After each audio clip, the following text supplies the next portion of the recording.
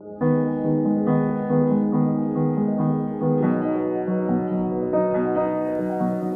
this is Michele Knight, and this is the astrological update for Leo for the week starting the 1st of August. And there is so much going on for you this week. It's very full on, and it's likely that you have some very intense soul lessons this week.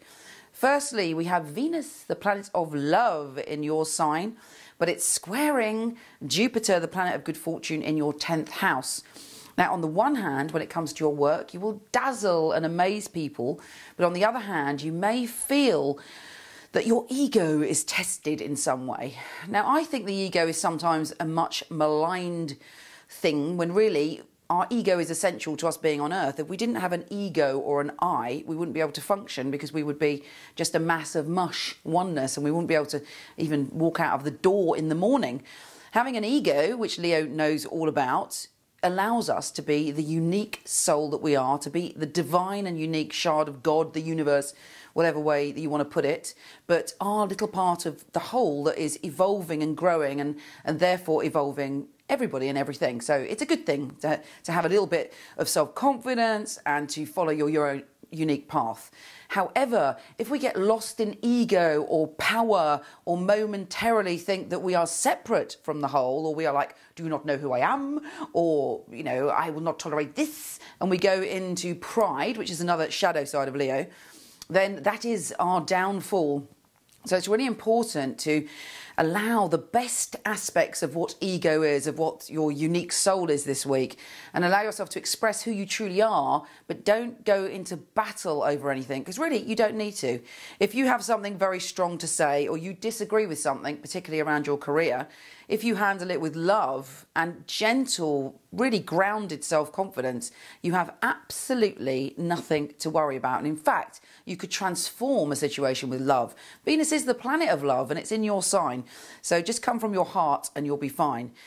The other little tricky aspect this week is that Mercury, the planet of communication, is also in your sign, and it's going backwards. It's going retrograde.